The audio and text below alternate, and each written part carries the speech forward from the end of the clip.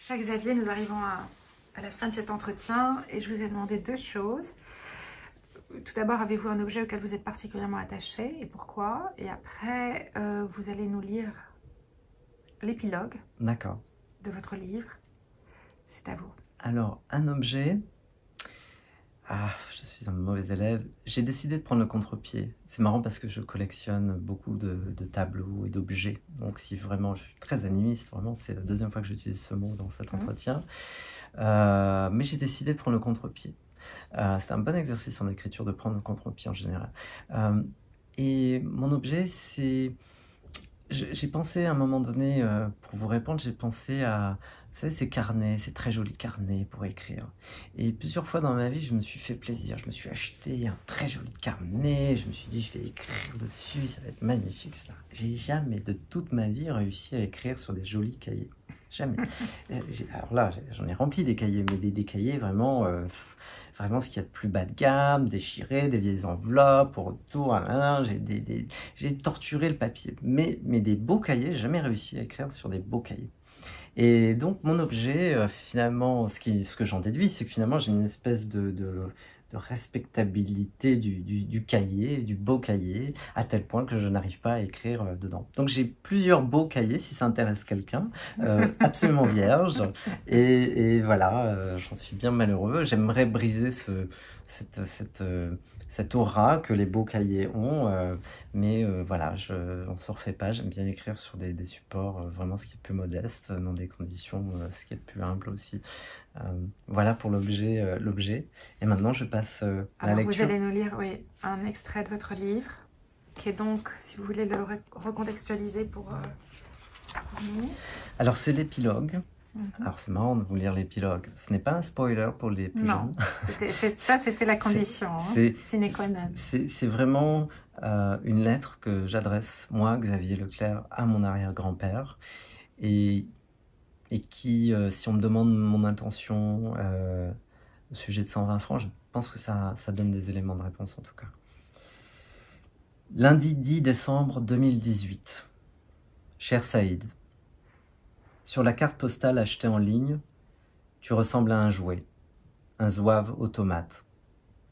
Tu portes typiquement une moustache, une chéchia rouge, une veste boléro ornée de trèfle, une large toile enroulée autour de la taille, un pantalon bouffant que l'on appelle un saroual.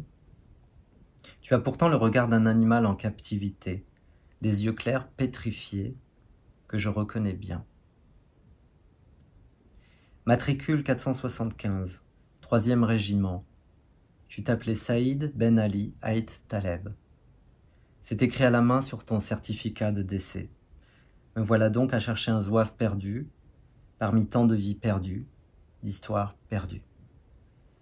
J'ai trouvé une multitude de livres d'histoire, des articles, des dates, des mouvements de régiment, des inventaires morbides. Il y a aussi les films en noir et blanc, de soldats qui courent et qui tombent, avec cette cadence vieillie, accélérée, presque guillerette. Et si ce n'étaient les explosions de shrapnel ou les trous d'obus, on croirait qu'ils jouent à retourner la terre. Tant de bataillons, de chair à canon, comment te déblayer d'un amas de cadavres? Quel tri sordide. J'ai vite compris que ton histoire me dépassait. Pourtant, sans elle, ma génération ne saurait trouver la paix.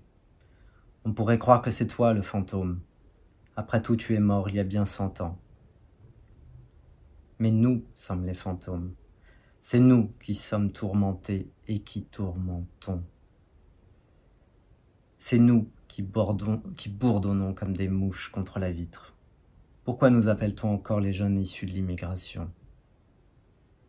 Pourquoi sommes-nous des arbres isolés du reste de la forêt, dont on questionne les racines? Peut-être un jour entendrons-nous ton sacrifice, celui de tant d'autres indigènes aussi. Peut-être un jour comprendrons-nous que toi aussi tu as donné ton sang dans la boue de Verdun, que nous sommes un peuple magnifique de sang mêlé, que nous ne remplaçons donc personne. Alors j'ai voué mon imagination à te déterrer de l'oubli, à creuser dans un siècle de boue, avec la cuillère dérisoire de ma plume, avec les dents grinçantes et la ferveur d'un prisonnier, non par rage, mais par amour, non par désespoir, mais par dignité. Tu étais mon arrière-grand-père, et qu'on le veuille ou non, celui de tous les Français. Moi qui ai choisi de ne plus porter ton nom, mais de le traduire, je me suis libéré ainsi, et non sans douleur, de toutes les assignations identitaires. Grâce à l'école, à la littérature surtout, je me suis affranchi des ressorts du déterminisme. À vrai dire, je n'ai pour la culture française, sa langue et sa richesse, qu'une immense gratitude. Saïd, toi qui es mort pour la France, ne serait-ce pas le pire des gâchis de voir tes enfants se résigner? C'est le silence, la vitre et le ciel et le siècle qui nous séparent qu'il me reste à raconter. Xavier Leclerc. Merci infiniment.